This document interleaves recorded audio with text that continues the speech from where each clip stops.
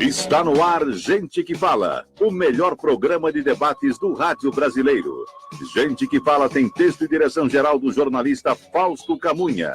Gente que Fala reúne de segunda a sexta-feira formadores de opinião para discutir as principais notícias do dia. Gente que Fala tem o selo de qualidade ABCOM. Olá, ouvinte do programa Gente que Fala, boa tarde, 12:04, seja bem-vindo, eu sou o Mauro Friesman, nós estamos no ar na Rádio Trianon AM 740 de São Paulo e Rádio Universal AM 810 de Santos. Você nos assiste pelas redes sociais, no Instagram e no Facebook, e eu te convido para curtir os nossos canais na internet, acessar o nosso blog, é o gentequefala.com.br, e queremos a sua participação fazendo perguntas aos nossos convidados, pelos telefones 3289-3580 e 5052-5555. Eu apresento agora os nossos convidados de hoje. Aqui à minha esquerda, para você que nos vê pelas imagens das redes sociais, Ramalho da Construção, presidente do Sindicato dos Trabalhadores nas Indústrias da Construção Civil de São Paulo, Sintracom. Ramalho, que foi deputado estadual aqui na Assembleia Legislativa de São Paulo. Seja bem-vindo. Eu que agradeço pelo convite. E é uma alegria, principalmente, te encontrar aqui. Nós estivemos juntos lá praticamente quase 2 mandatos. Sim. E um trabalho maravilhoso você sempre fez lá. E aqui com a Rádio Trianon, com toda essa equipe, do nosso vereador, do nosso participante. É uma alegria. Muito obrigado pelo convite. É um prazer revê-lo, deputado Ramalho, de tantas entrevistas lá na TV Assembleia e agora aqui na Rádio Trianon, no programa Gente que Fala. Muito obrigado pela presença. Também conosco o Ailton Vendramini, agora aqui à minha direita, engenheiro, consultor de gerenciamento, especialista em pequenas e médias empresas. Vendramini, seja bem-vindo. Obrigado, Mauro. Um prazer enorme estar aqui, voltando aqui ao seu programa. Seja bem-vindo mais uma vez. O engenheiro e administrador de empresas Ernesto Bresi, consultor na área de estratégia e vendas, também aqui à minha direita. Bresi, seja bem-vindo. Bom dia a todos. Obrigado, Mauro, pelo convite. Um prazer sempre estar aqui. E o vereador por Indaiatuba, Massal Canezaki, do Democratas. Vereador, seja bem-vindo aqui ao programa Gente que Fala. Boa tarde, Mauro. Muito obrigado pelo convite. Estar aqui em São Paulo é sempre uma alegria, ainda mais uma rádio que tem uma audiência aqui em São Paulo, na região, em todo o estado, né? Sim. Aqui um trabalho muito bonito e com nossos amigos aqui, o ex-deputado estadual e os engenheiros e consultores aqui presentes. Obrigado pelo convite. Sejam bem-vindos. Em nome da equipe do programa Gente que Fala, muito obrigado pela gentileza de todos. Vamos aqui ao nosso primeiro tema.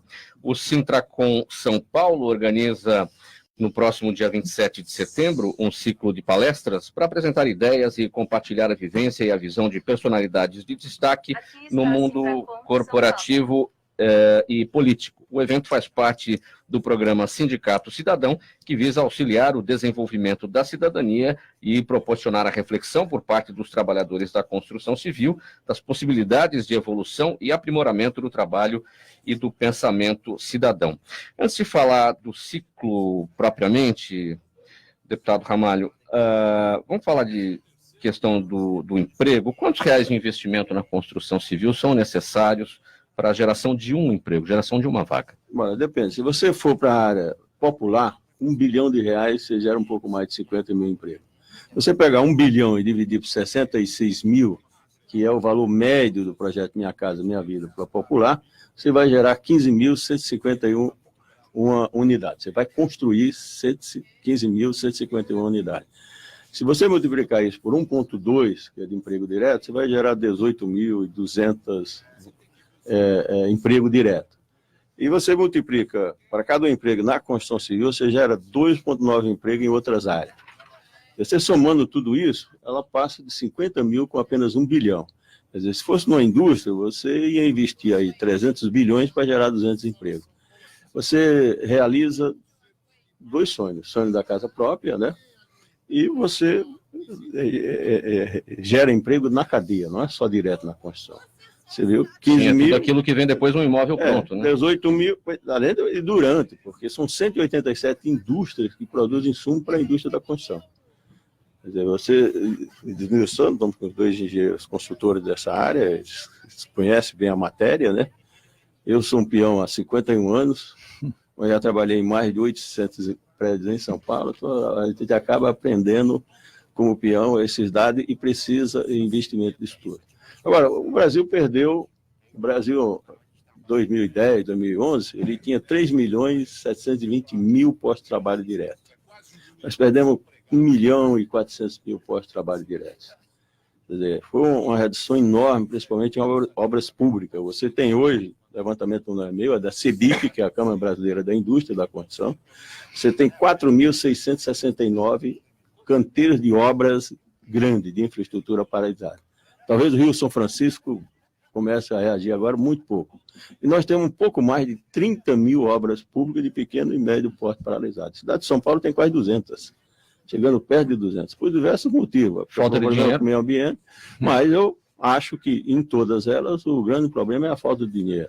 Por falta também de socorristas, talvez em todos os jornais, a AES, mais de 50 construtoras com prédio interditado. Agora você vê, há um investimento enorme, quer dizer, muitas das pessoas não cumprindo aquilo entram na justiça, muito embora tenha tido aí um pouco ajuste no contrato, que era essa coisa de você reincidir o contrato que acabava de quebrar as construtoras, mas, por outro lado, não tem um socorro mesmo, porque eu sou titular do Conselho Curador do Fundo de Garantia. Fui convidado dia 26, estou fazendo uma apresentação de 10, 15 minutos no Senado, a convite lá do presidente que está presidindo a medida provisória 889. Você tem um Conselho Curador com 530 bilhões de ativos, com 113 bilhões em circulação. Quer dizer, a movimentação só na demissão, o ano passado gerou 111 bilhões, então você ficou com 2 bilhões para aplicar. Por quê? O governo é responsável por esse dinheiro do trabalhador, mas tem dívidas que é impagável. Ou o governo diz que não tem dinheiro, eu acho que não tem mesmo, ou o governo vai gerar título para pagar, ou ela é impagável. Até 2001 a responsabilidade é ela. Exemplo, cooperativas que fecharam, não tem mais condições, o governo tem que pôr, ele que emprestou dinheiro. Não importa se é desse ou se era da época dos militares, quando criaram lá o BNH, que também quebrou, né? Mas é dinheiro do trabalhador que precisa ser reposto pelo Tesouro, e o que a gente vê é o Tesouro espremendo daqui e dali e não gera dinheiro. Ramalho, esse ciclo de palestras a partir do dia 27, ou no dia 27 exatamente, vai tratar de tudo isso?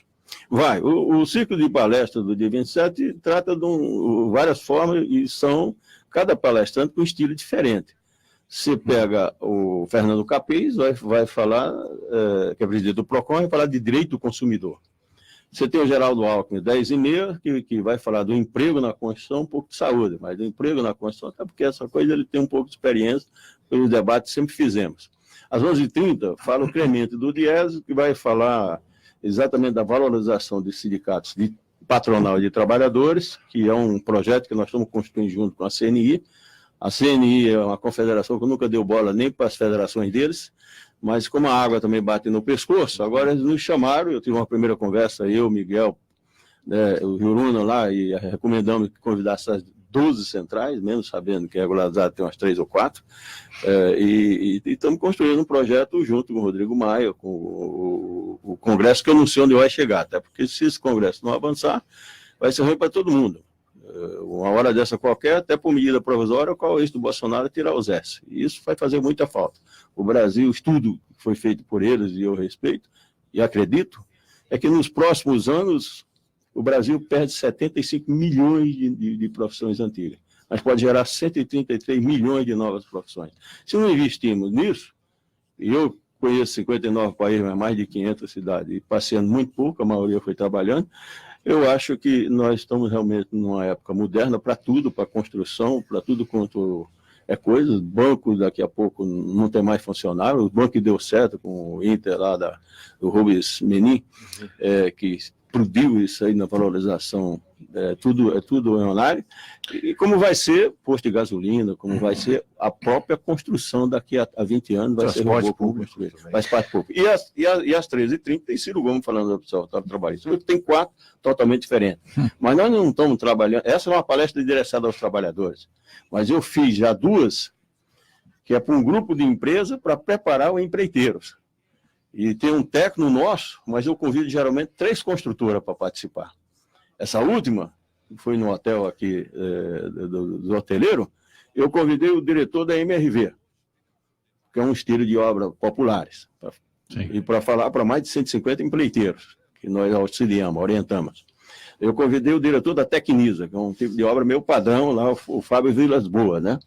E convidamos o Alex, que é da Matec, que é um outro tipo de obra, construção de shopping, de galpão, né?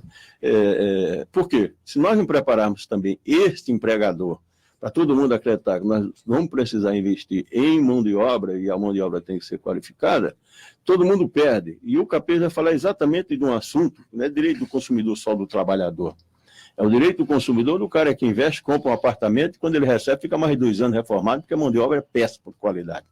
Então, é um projeto que nós estamos trabalhando. Eu não acredito em projeto que só tenha trabalhador, que só tenha governo. Tem um projeto que tem que ter governo, trabalhadores e empresário. E governo, e quando fala de governo, você tem que ter o legislativo junto, porque também sem o legislativo, o vereador está aqui, sabe disso, não funciona. Vereador Massal, como é que está a construção civil lá na sua cidade, em Indaiatuba? Bom, primeiro, parabéns aí pelo trabalho, Ramalho. Realmente Obrigado, vereador. É um assunto bem complexo. Nós temos também ali em Indaiatuba uma obra de Minha Casa Minha Vida, que acabamos de entregar 2.048 apartamentos. Então, ali nasceu um novo bairro, automaticamente deu moradia, realizou muitos sonhos de muitas famílias. Nós estamos com um projeto de moradia também popular, agora junto com o atual secretário e o atual prefeito, para ter mais 1.800 apartamentos. Então, esse déficit lá em Indaiatuba, ele tem caído e tem atendido. E como não é novidade em todo o Brasil, lá realmente a parte da construção, a parte privada, está muito parada, né, as movimentações e todas as especulações em relação a esse assunto. Mas só completando do vereador, aqui em São Paulo nós ainda temos uma vantagem. Quer dizer, você tem a Casa Paulista, que o governo do estado coloca 20 mil reais a fundo perdido, né? Isso nas grandes cidades, na maioria das cidades. E São Paulo, a cidade de São Paulo, tem 2, porque também a Casa Paulistana coloca mais 20, né? Inclusive, essa obra foi em parceria com o estado também. Pois é, muito bom. Só para completar essa coisa, eu gosto de ser justo com...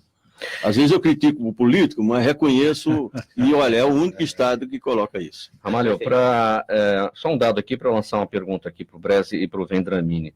Qual foi o nível mais alto de empregabilidade nos últimos anos? Em que ano foi? Foi 2010. 2010. 2010 e 2011. Pergunta de $1 milhão, Brese. Quando que a construção civil vai empregar, como empregou em 2010? Eu acho que vai demorar um pouquinho ainda. Essa é minha... Quase uma década, hein? Você percebe, né, que a indústria, a construção civil, ela veio muito forte. Os empreendedores não se preocupavam muito com o preço de custo de terreno. O metro quadrado estava lá em cima. E quem comprou com custo alto de terreno, veio a crise, o custo ficou inviável, as obras pararam, a consequência, a falta de dinheiro. Então, quer dizer, eu acho que essa retomada vai se demorar um pouquinho para que chegue nesses níveis de emprego, infelizmente, né? Só para completar uma frase dessa, se você me permite, né? Claro. Você sabe que eu fiz um discurso no Secov, quando eu alertei por conta dessa bolha. Eu falei isso, abriu o capital, a Bolsa investiu, vocês estão superfaturando os terrenos, isso emperra a construtora familiar. Nossa, tu é um cacete da Bahia, né? Hoje eles me encontram e falam que tem razão, porque eu vi aquilo claramente, aquele absurdo quando abriu o capital, e 28 empresas mandando no Brasil desse estilo. Olha só para completar, sim, mas a colocação de terreno, ele foi lá para cima.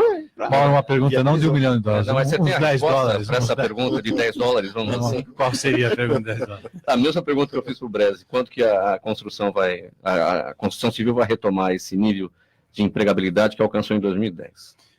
Eu acho que é muito difícil. Agora, eu diria para você, eu tenho uma visão dessa mão de obra até um pouco catastrófica, né? Até falando um pouco do sindicato. Por quê? Eu vejo que o sindicato, na minha época, nos anos 70, nos anos 80, né? Defendia o trabalhador, né? Então, quais são os direitos do trabalhador, etc. E vamos supor, eu acho que era bastante nobre. E agora, com essa tecnologia que até o Ramalho pensou aí, o que vai estar acontecendo? O trabalhador está indo para uma situação, não de defesa, mas vamos supor, ele está sendo dispensável. dispensável, essa é a palavra, é dura, mas é verdade. Então, por exemplo, com as funções, por exemplo, repetitivas da própria construção e a robotização, a gente vai ter um trabalhador dispensável, né? Esses 13 milhões, mais 4, 5 milhões de desalentados, o que nós vamos fazer com ele? Esse é um grande problema. Aí eu tenho até um olhar bastante generoso com a esquerda, que está sempre olhando para a parte social, né? Então, eu acredito que nós estamos num momento de reavaliação, por exemplo, do sindicato dos trabalhadores, que eu acho que é fundamental, não nessa quantidade de 16 mil, que eu acho isso absurdo, né? A Alemanha deve ter uns 60, né? A gente tem 16 mil, isso eu acho próximo do ridículo, vamos dizer assim. Mas o que eu acho? Eu acho que a gente vai ter que ter uma ação sindical de capacitação desse povo para poder gerar esse emprego, né? Porque o que a gente vê hoje, aí ele comentou da mão de obra ruim, etc, mas o que a gente está vendo é que o mundo caminha para uma automatização que nós não estamos enxergando direito, porque somos um país periférico, né? Estamos aqui, não, né? Mas você vê a quantidade de robôs que ontem, por exemplo, cheguei aqui, fui fazer uma compra no mercado, ali no Itaim, na João Cachoeiro, na Zait, chama a loja. Pus lá meu celular, entrei, fiz a compra, saí. Não tem um funcionário. Né? Então, vamos dizer assim, se a gente não se atentar para isso, né, não é uma questão de defender direito, eu acho que é uma questão hoje de capacitar esse fulano. Ramalho, posso chamar de deputado? Eu me acostumei a isso. Deputado, Tá bom, Ramalho. É sempre deputado, né? O Vendramini falou de ação sindical. Você saiu do PSDB? Saí dia 15 de março. Meu mandato terminou dia 14. E... Você está no PROS? Não, eu estou no Solidariedade. Solidariedade, do Paulinho da Força. Para a gente finalizar esse tópico aqui, para passar para o próximo tema. Qual que é a diferença? Enquanto deputado na Assembleia Legislativa, você estava no PSDB. Qual que é a diferença entre um sindicalista que está no PT e um sindicalista que está no PSDB? Olha, agora no Solidariedade? Eu vejo muita pessoa, eu nunca vi muito partido, não. Eu acho que em todos os partidos tem os bons, tem os ruins, né? Agora, às vezes, tem maioria que pensa de uma forma e tem uma minoria que pensa de uma outra forma, né? O PSDB, quando eu entrei no PSDB, mas muito antes, até na criação, eu não estava na criação, porque na criação não estava em partido nenhum, eu fui do MDB, quando eu vim para o sindicato na época, não podia participar de partido político, quando eu virei presidente, eu desmontei o estatuto, fiz um estatuto, porque político eu tenho que fazer até na nossa casa, na minha mais, tenho 8 mulheres na minha vida, né? 4 filhas, mulher, 3 netas e a minha, né? Fora as indiretas, né? Mas quando nós entramos, na maioria você conheceu bem, Mário Cova, Franco Montoro, Fernando Henrique, Dos Cardoso, enfim, um monte de gente pelo Brasil que pensava um pouco mais pelo social. O PSDB, nos últimos anos, eles foram muito, depois daquela posição do Rogério Marinho, da reforma trabalhista, que eu acho que a reforma precisava fazer, mas não muito daquela forma que foi feita, né? E acabou ficando péssimo para um sindicalista ficar no PSDB, muito péssimo. Ficou uma coisa horrível para isso tudo. Agora, eu fui para Solidariedade, não vai achar que Solidariedade é de esquerda, porque ali de esquerda nem o Paulinho. Né? Ali tem 15 deputados, a maioria de centro para a direita, né? Eu nunca fui também de esquerda, eu talvez fui um cara de centro, quer dizer, um pouco pensando pelo progresso. Eu sempre vi essa coisa toda como progresso. Mas entrando na linha do nosso consultor aí, do engenheiro, nós estamos construindo isso aí com a CNI. Né? É uma coisa lenta ainda e com o Congresso. Eu até acho que quem está mandando no Brasil hoje é Rodrigo Maia, né? Porque só passa ali o que ele realmente articula. Se ele não articular, primeiro-ministro, né? Está mesmo como primeiro-ministro. E eu falei para o Robson Andrade, como tenho falado para os próprios companheiros de centrais, que tem as 12, até se não estão legalizadas, e elas não estão legalizadas, são realmente esquerda para esquerda, como seja, esquerda para valer. O PSDB também tem uma esquerda para valer, que não funcionou muito, porque não deixaram, né? Que é lá do nosso escritor Fernando Guimarães, né? Até para ser expulso, não sei se vão expulsar ele ou não, né? Mas, de qualquer forma, ou a gente negocia no Congresso, e tem que ser com as lideranças, para que elas consigam convencer depois de deputado, 513 deputados. Se aqui com 94 já é difícil, você imagina com 513 deputados, né? Tem muitos deputados que votam um projeto, ele nem escuta o que estão votando, também não sabe para quê. Né? Eu acho que isso é mais de 70% dos deputados. Quer dizer, o cara não se liga. Também não era diferente aqui. Aqui está pior. Não, aqui tem uma característica, assim, às vezes o projeto é bom e o deputado vota, a oposição vota contra, né? Pela oposição, para fazer oposição. Eu acho isso errado. E às vezes o projeto é ruim e o deputado do governo vota porque tem que votar com o governo e vota constrangido. Mas isso foi um dos pontos que eu sempre... projeto que eu achava que não era bom para o nosso setor, eu liguei para o Geraldo, não falei com o intermediário, né? Eu vou votar contra. Algumas vezes o cara até pediu para se abster, para não ter um voto contra, mas muitos eu votei nas comissões, né? Só lá tá os anais. Né? Mas voltei conversando, liguei para o governador, expliquei, e falei, olha, eu não tenho condições de votar nesse projeto porque o setor não concorda, né? E eu acho que é isso que todos, e a maioria dos deputados tinha que agir. Eu fiquei todo tempo no PSDB, nunca fui ameaçado de expulsão, mas a gente vê hoje que qualquer um outro que, talvez até porque fui independente, e o PSDB também não tem moral nenhuma para cobrar nada minha. A minha campanha para deputado estadual, eles deram 25 mil e pegaram 5 de volta. Né? Porque o sindicato alugou lá um espaço para o Geraldo fazer 3 ou 4 palestras, e depois quem organizava queria que o sindicato devolvesse 5 mil, não tem como, era crime para os dois. Era crime tanto para eu que estava lá, como para o outro. Então eu falei, repassa do meu, que eu recebi do partido. Olha, deputado, acho que o meu desejo, acho que de todos aqui, é que na sua ação política o senhor construa diálogos, que é o que a gente está precisando nessa questão da polarização. Tá difícil, né?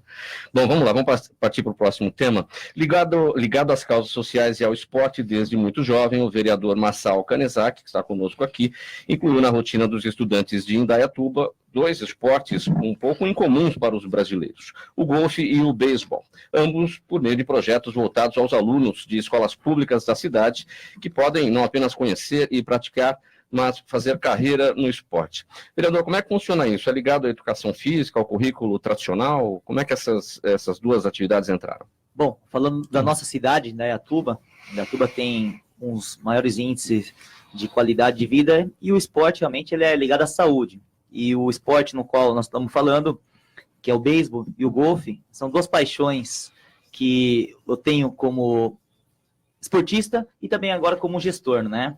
Então, eu já vim desde pequeno dentro do beisebol. Desde 6 anos de idade, a comunidade japonesa, ele é um esporte muito praticado em Cuba, no Japão, é o primeiro esporte mais praticado no país, e aqui no Brasil ele sempre foi enraizado nas colônias japonesas. Então, só quem praticava, quem era descendente, tinha olhos puxados ou era amigo de olhos puxados. Então, a ideia foi popularizar. A ideia foi de as pessoas terem acesso a esse esporte através do programa Base, que é o maior projeto de beisebol nas escolas do Brasil. E são mais de 1.500 crianças que fazem na educação física ou entra como projeto. Então, lá em Indaiatuba temos 6 escolas de período integral. 3 delas, dentro da grade, os alunos praticam beisebol semanalmente. Então, eles têm contato com o beisebol através de forma lúdica, atividades, mas focado sempre no ensinamento, através da cultura japonesa, levar os valores da disciplina, do trabalho em equipe, e eles têm melhorado muito o quê? Com o trabalho nos comportamentos. Você falou disciplina, trabalho em equipe, era essa pergunta que eu ia fazer. Quais aspectos do comportamento essas duas atividades, em quais aspectos atuam? O principal é na parte de trabalho em equipe, né? Trabalho em grupo. Então as crianças lá, são muito... eles são indecisos. Então, o beisebol, trabalho em equipe, tem que trabalhar em conjunto para ter resultado. Então, nós percebemos, e através de pesquisas qualitativas e quantitativas, os professores e os diretores têm aderido ao projeto e querem o projeto porque as crianças estão mais calmas. Elas respeitam mais os professores, respeitam mais os colegas, e automaticamente, tendo mais atenção, eles vão na sala de aula, prestam atenção na aula, e vão ter melhores resultados. Isso foi fato. 2015 iniciou o projeto, 2016, 2017, 2018, ano passado, nós tivemos os melhores resultados, e tanto é que a educação de Indaiatuba, na qual tem um projeto base, ela se tornou a média dela nacional, do IDEB, a segunda melhor do país e a primeira melhor do estado de São Paulo. Quanto isso custa para o município? Nada. Nada pelo seguinte, o projeto base, ele é nada e é um pouco, né?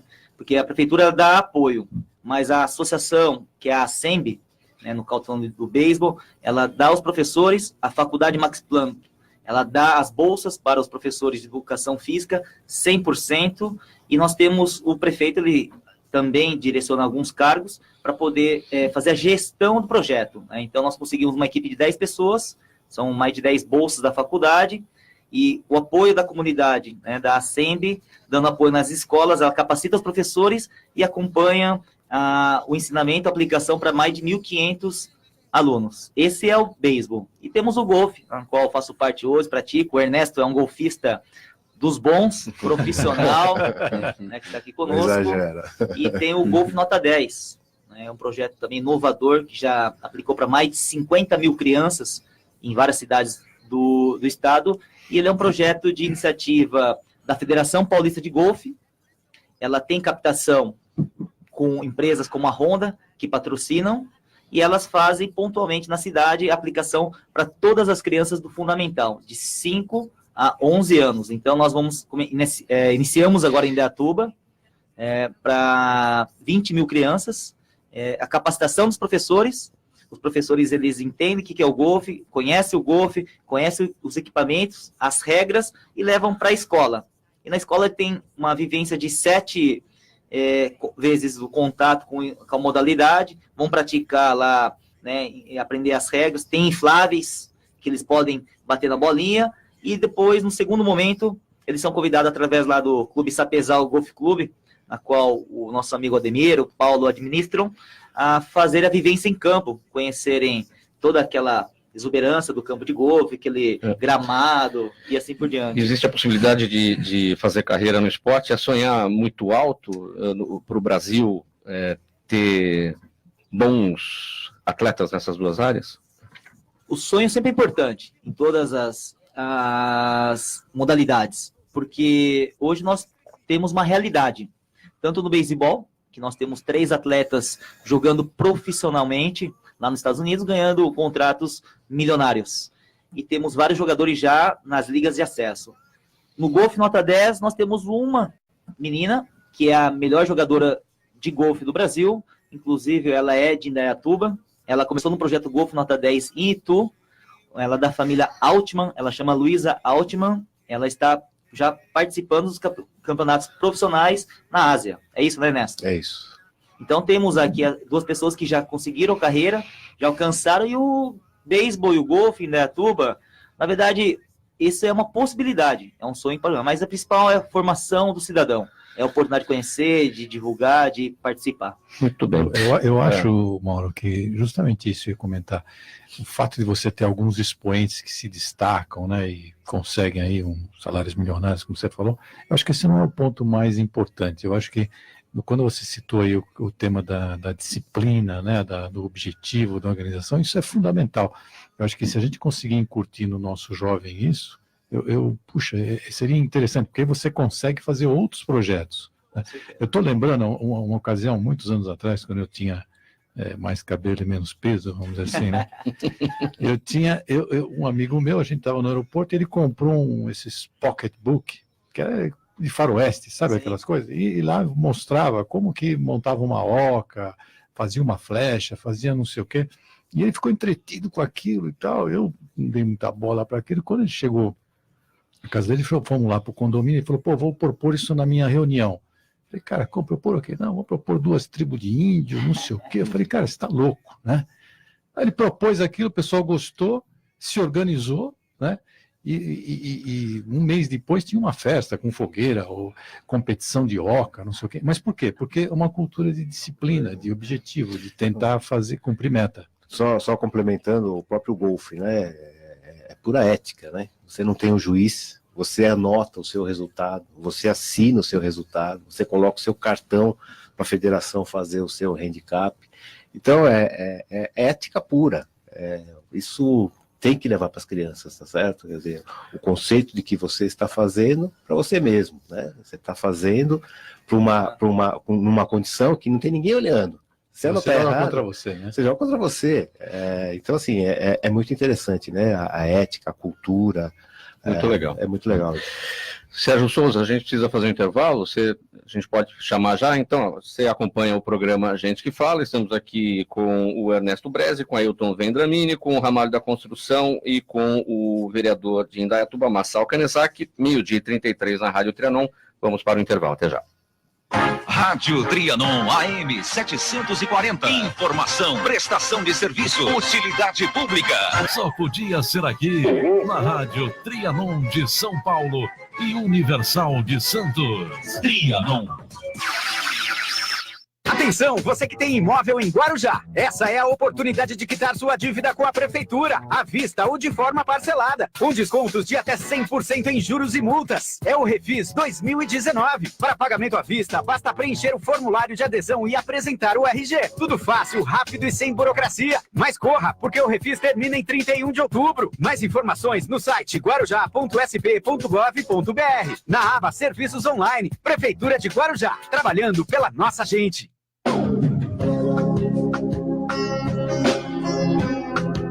Acompanhe aqui, na Rádio Trianon, Educação em Diabetes. Todas as segundas, quartas e sextas-feiras, a partir das 4h da tarde. Educação em Diabetes. Agora também no Facebook e no Instagram. No Facebook, Associação Nacional de Atenção ao Diabetes. No Instagram, ANAD Oficial. Apresentação, médico endocrinologista e presidente da ANAD, Dr. Fábio Frage Filho. 3289-3580, 3253-4845. Estes são os telefones do ouvinte Trianon. Ligue e participe.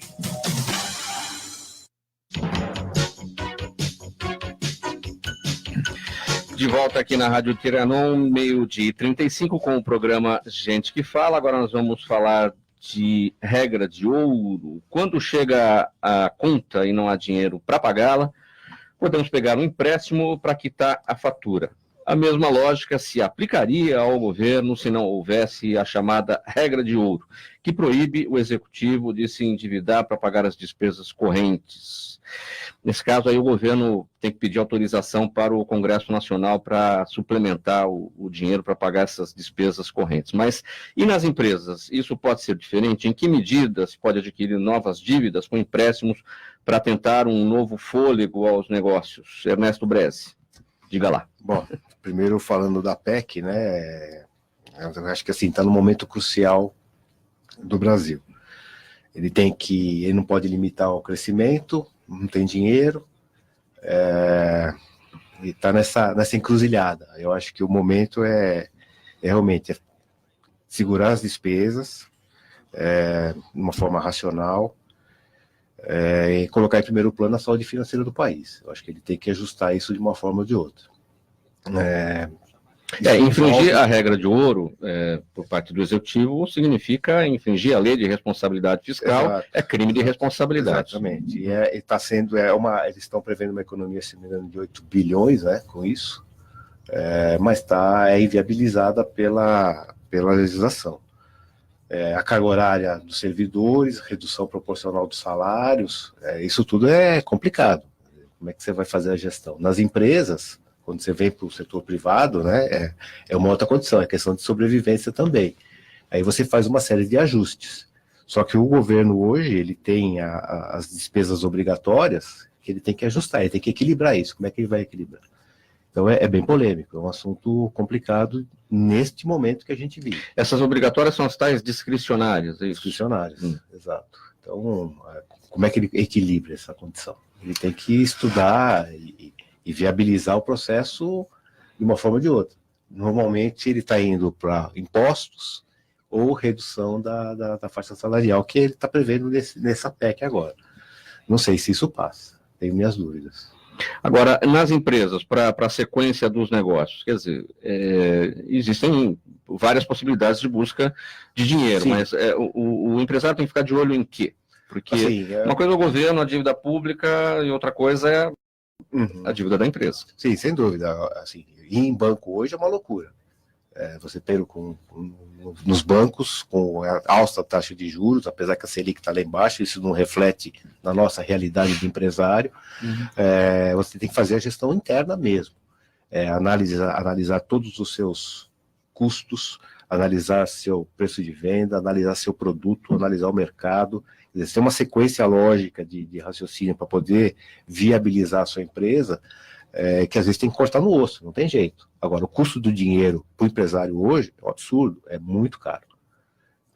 Ele tem que chegar num denominador comum onde consiga viabilizar o seu projeto e buscar opções, abrir a janela para o mercado.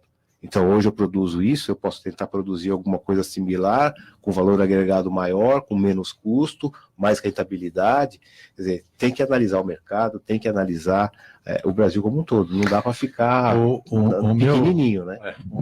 A minha regrinha, que eu uso desde do Paleolítico Inferior, vamos dizer assim, é aquela gastos igual a custos mais despesas mais perdas, né? Então, chamar todo mundo, estou falando porque a gente fez isso, né?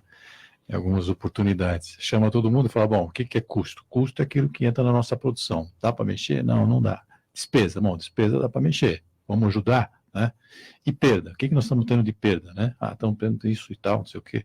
Temos isso de perda. Aí pega essas 3 grandes contas, vamos dizer assim, e trabalha nela. Trabalha junto com o pessoal. Tem que ser jogo aberto. Não adianta, entendeu? Vamos supor, você esconder embaixo do tapete. É jogo aberto.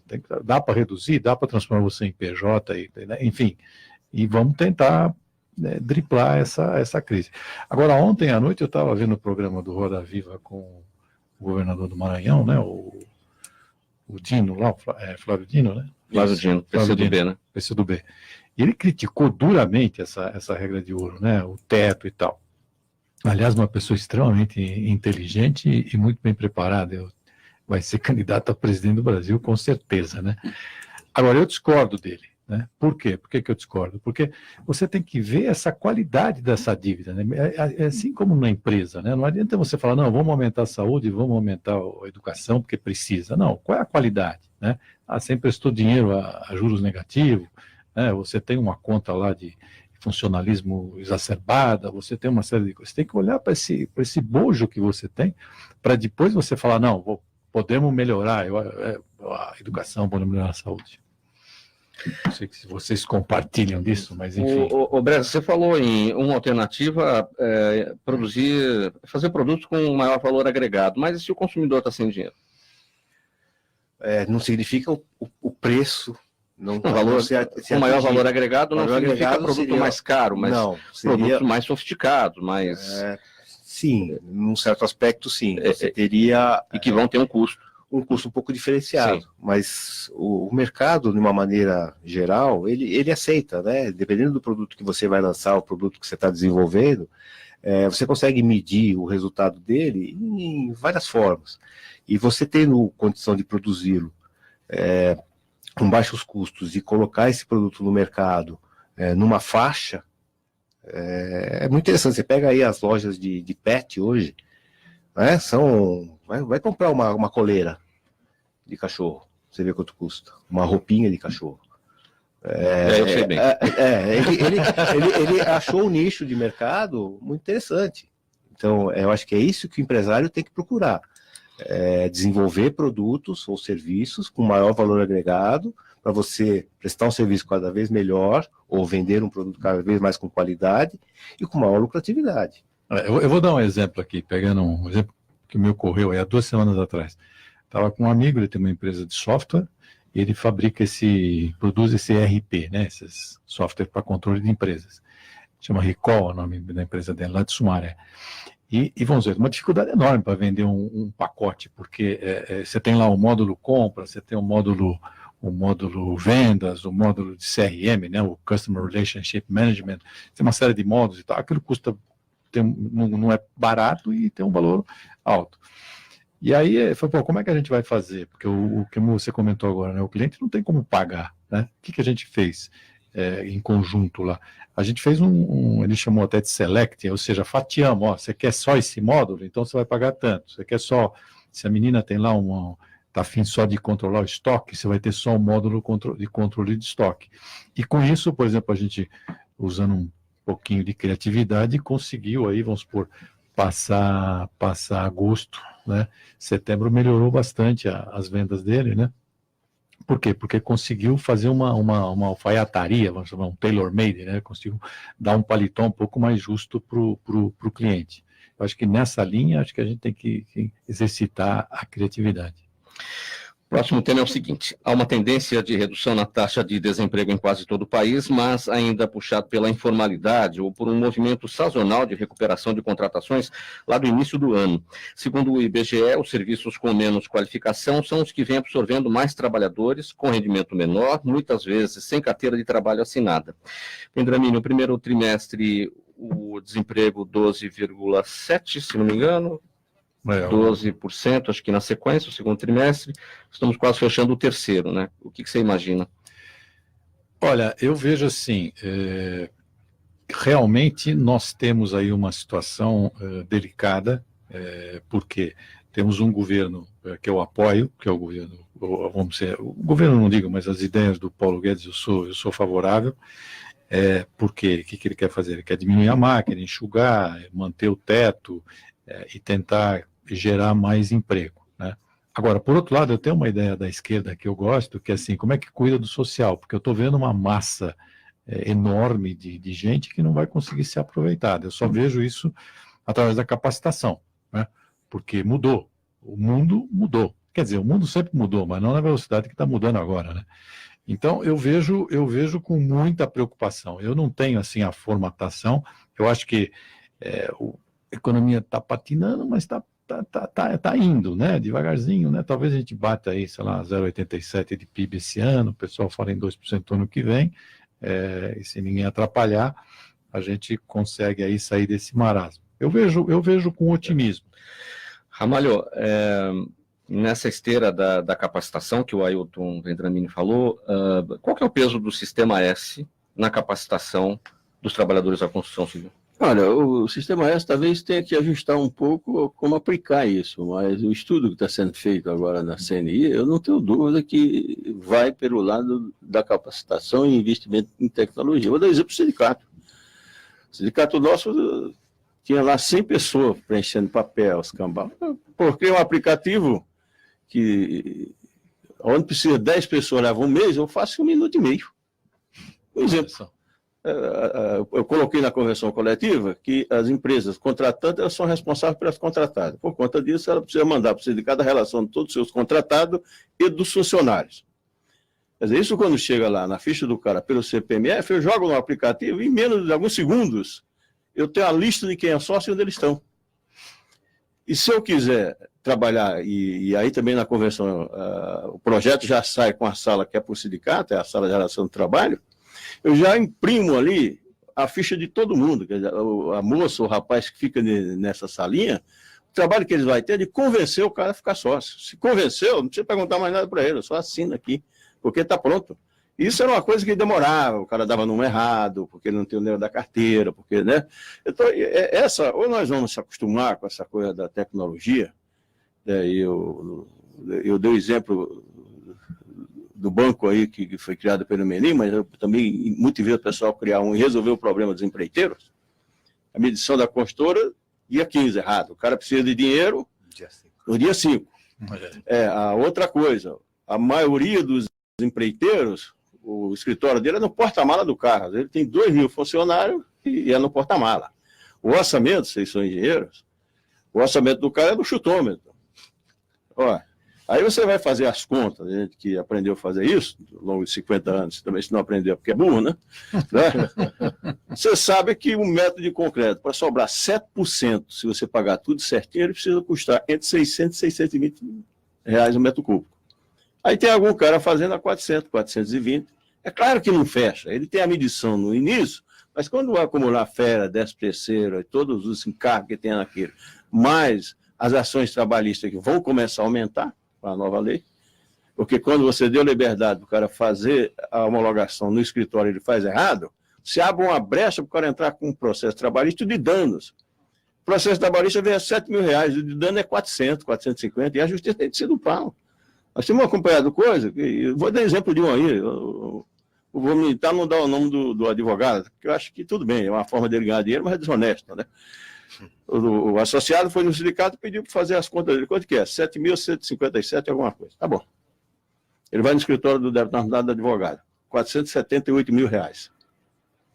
Aí ele envolve o empregador direto, que já morreu, que já faliu, e mais 5 ou 6 construtoras. Na solidariedade. Na solidariedade. Chega lá, 6 construtoras fizeram um papo entre eles, tudo bem, olha, as contas disso aí, nós fizemos lá, nosso advogado fez 6 mil, tal, e talvez chegue 7, correto. Nós estamos dispostos a pagar 40. E o advogado, não vai aceitar isso, não. Na saída, o cara tá bravo. Bom, mas se o sindicato disse que é 1.157, por que o cara oferece 40 e o senhor não quer? Ele falou, vai no meu escritório. Chega lá, você vende por 40? Eu te dou 60.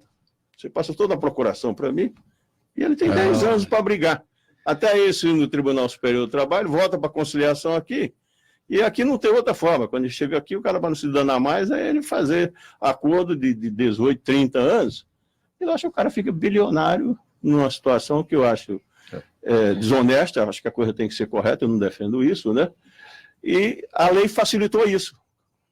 Mas você acha que continua assim? Continua, vai ficar pior. Porque quando você não faz a coisa certa, quando você não conscientiza fazer certo, vai ficar brecha. Outros, o sindicato homologava pelo correto. E quando mesmo assim o cara queria, ele ressalvava. Como a coisa era pequena, 90% não reclamava. Agora começa uma demanda que vai reclamar. Você é a favor posso dar uma pergunta? Você é a favor da conciliação? Sim, claro. Eu sou a favor que a conciliação seja acompanhada pelo sindicato patronal, sindicato patronal, sindicato trabalhador, numa coisa correta e justa.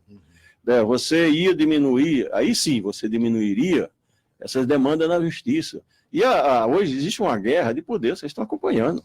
É uma guerra da justiça, que está lá comandada pelo Supremo, é uma guerra de outro poder, que é o Congresso, Senado e Câmara, e a guerra do Executivo, que não estão ganhando nada, né? Respeito muito o Paulo Guedes, mas o Paulo Guedes não tem um livro escrito, não tem experiência porra de nada, não tem nada que fez, e ainda manda coisa para lá que não é discutido nem com o Congresso e nem com o Supremo. Se vocês querem ver uma derrota que vai vir uma atrás da outra, é contra o Moro. Vai vir uma contra o outro. Ou tem um acordão ali do Supremo, e esse acordão vai se dar em colocar um monte de gente na rua, né? E poupar o filho do Bolsonaro, o Carlos Bolsonaro, ou isso vai ficar numa demanda que não anda para lugar nenhum. A economia para, o investidor lá de fora com medo de investir no Brasil. Gente, perguntas do público, vamos fazer rapidinho aqui, nós temos poucos minutos.